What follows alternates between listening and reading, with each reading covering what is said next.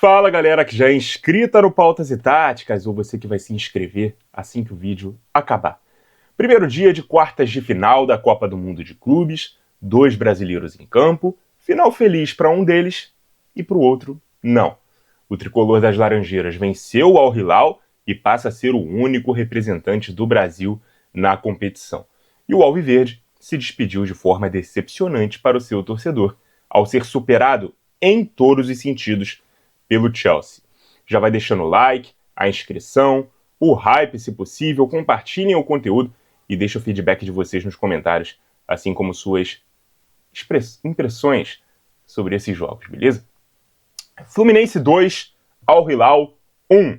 Eles fizeram de novo, superaram a condição de azarão, de time de menor orçamento entre os 8, para bater a equipe de maior orçamento fora da Europa. Um verdadeiro time de nível europeu jogando na Arábia Saudita.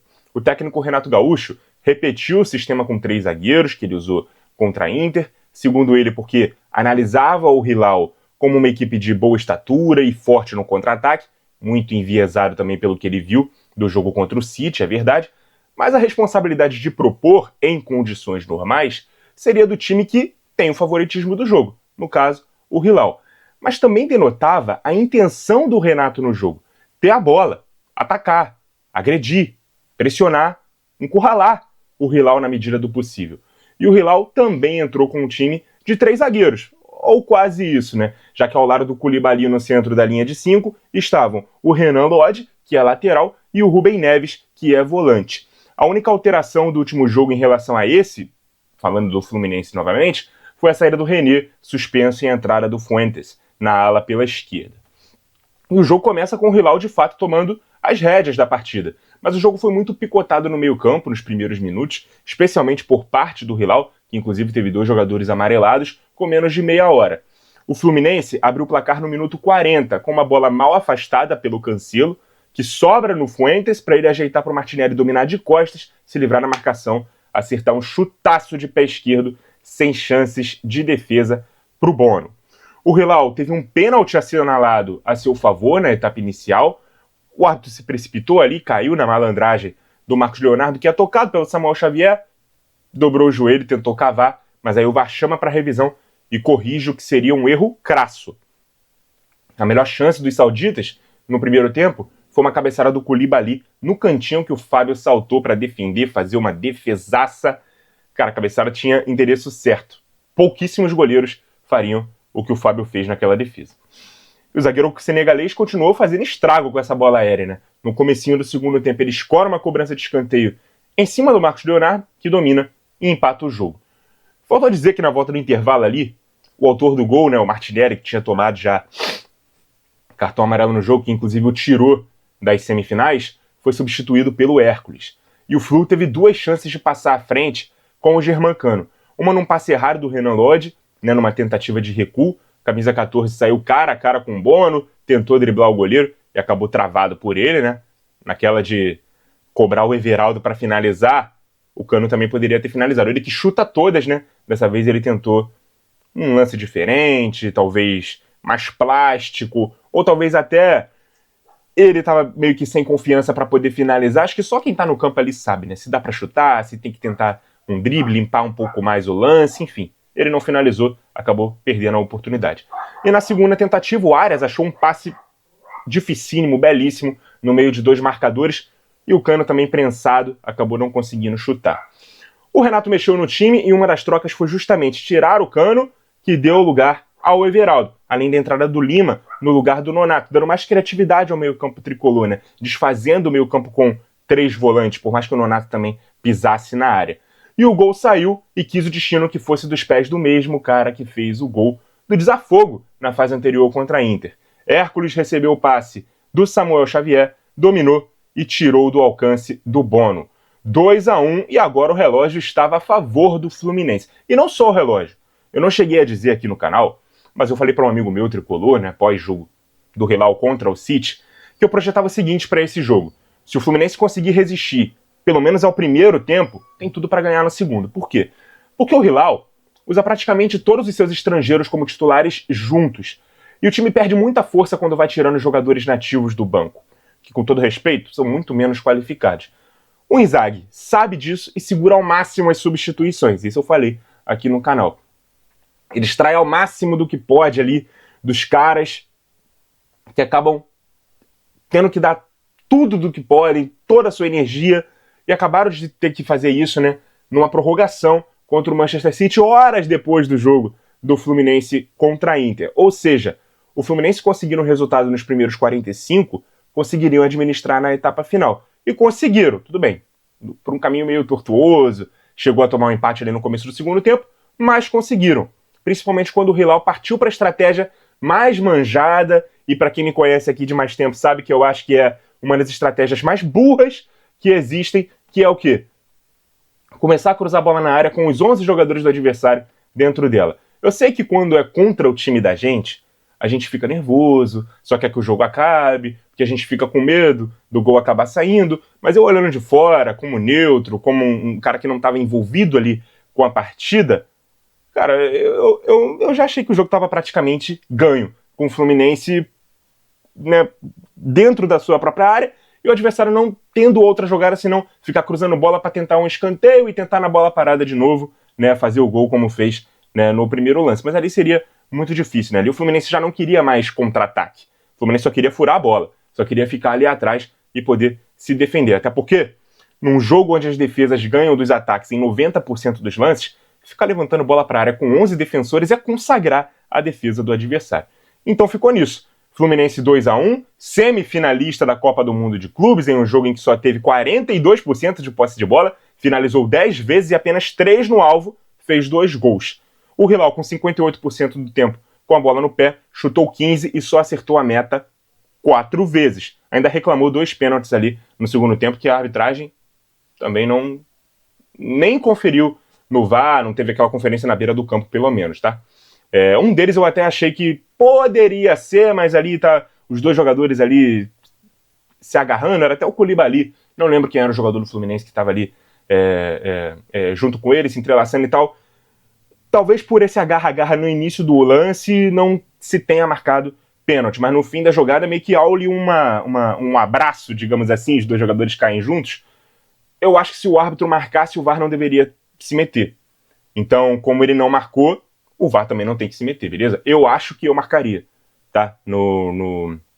Na hora. Na hora eu falei que foi pênalti, né? Comentando e tal, enfim. Comentando durante o jogo ao vivo, beleza? Mas assim, cara, foi um jogo controlado do Fluminense, sem tomar apavoro. Teve chances até de marcar outros gols, como eu numerei aqui, principalmente com o Cano, quando estava 1-1. E com muito mérito se coloca onde ninguém, e aqui dá para afirmar com toda certeza, ninguém, nem os tricolores, esperavam ver um time brasileiro nas semifinais da competição. Que é tão difícil, né? E mostrando para todos nós, né? E alguns de nós já sabíamos, mas às vezes a gente esquece, que futebol não é uma ciência exata, né? Não é porque eliminou o City que vai eliminar o Fluminense com facilidade. Não é porque tem mais dinheiro e um elenco melhor, nível europeu, que vai vencer sempre um jogo de futebol. Eu tenho reproduzido a frase, que quem quer entender, entende, e quem não quer deturpa, que é o seguinte: tem alguns jogos contra determinados times que a diferença de níveis é tão grande que se jogarem 10 vezes um contra o outro, o mais fraco deve ganhar no mais forte talvez uma e perder as outras 9. Isso não vale para todos os times, gente.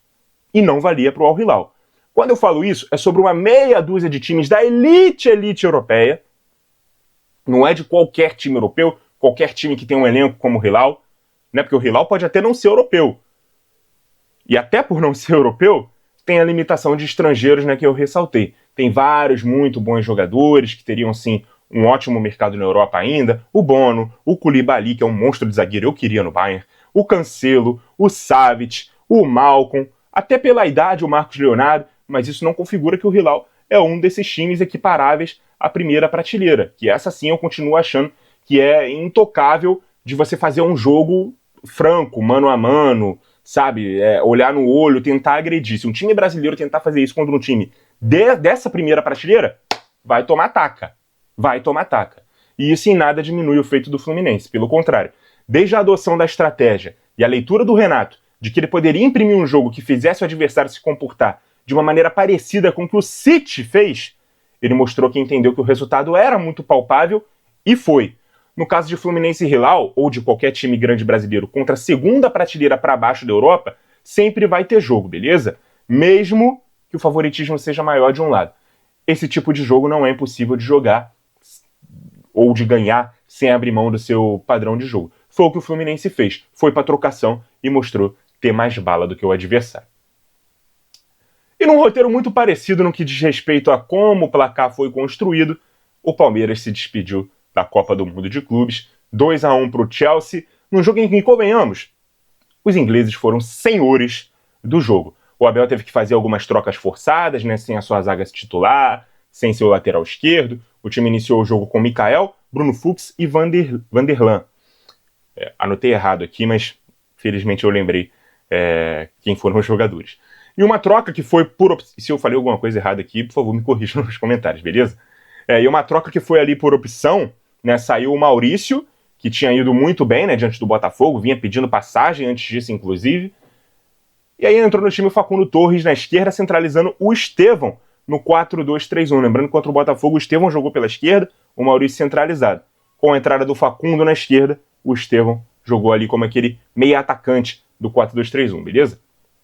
O primeiro tempo terminou com um placar de 1-0 para o Chelsea, mas poderia ter sido muito mais, tá?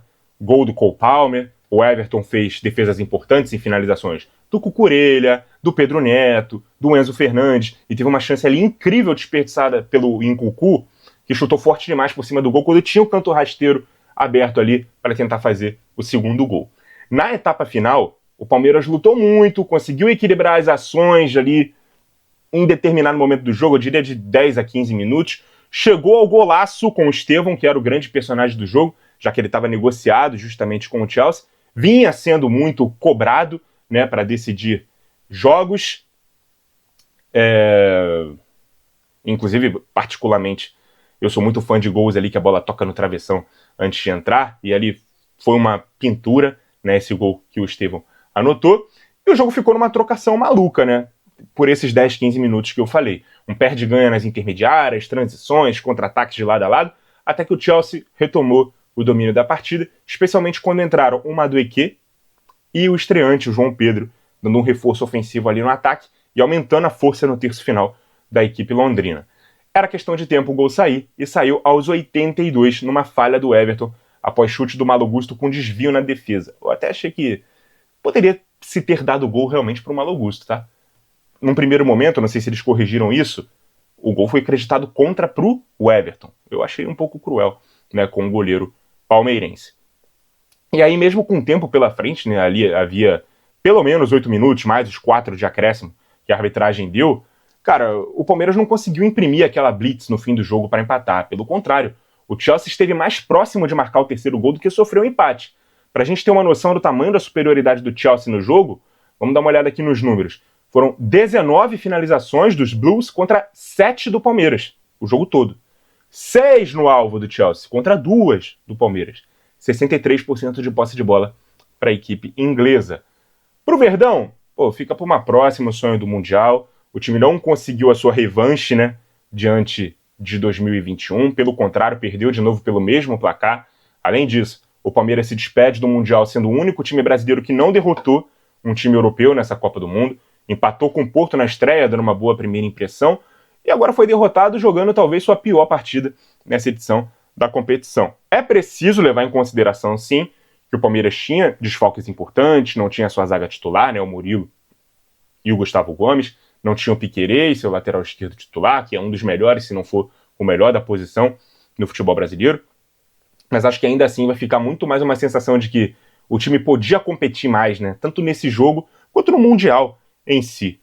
Agora vamos ter uma semifinal entre Chelsea e Fluminense, mais um europeu no caminho do Flu, que agora é o único brasileiro vivo na competição, mas não confunda isso com dizer que o Fluminense é o Brasil no Mundial, até porque não tenha dúvida de que o Chelsea fez mais brasileiros felizes ontem do que o Palmeiras faria, e isso não tem a ver com o tamanho da torcida do Palmeiras, mas com tanto de torcidas adversárias, né, que estavam secando, e isso faz parte, nem todo mundo é obrigado a deixar a rivalidade de lado em prol de patriotismo, fora o fato de que teremos 3 europeus nas semifinais, isso já confirmado, já que o outro lado do chaveamento tem 4 equipes também do velho continente, com a possibilidade, inclusive, de uma final europeia, Então, se o grande assunto da primeira fase da competição foi, será que eles são tudo isso mesmo? Principalmente devido à forma como o Chelsea foi dominado pelo Flamengo na fase de grupos, agora vimos o mesmo Chelsea se impondo contra aquele que talvez seja o outro grande time do futebol brasileiro, né? Sem que ele, Chelsea, seja um dos chamados times que compõem essa primeira prateleira do futebol europeu. Prova de que qualquer conclusão definitiva em cima de um jogo é precipitada, seja para o bem ou para o mal. Muito obrigado a você que acompanhou o vídeo até aqui. Continue ligado no Pautas e Táticas. E até a próxima!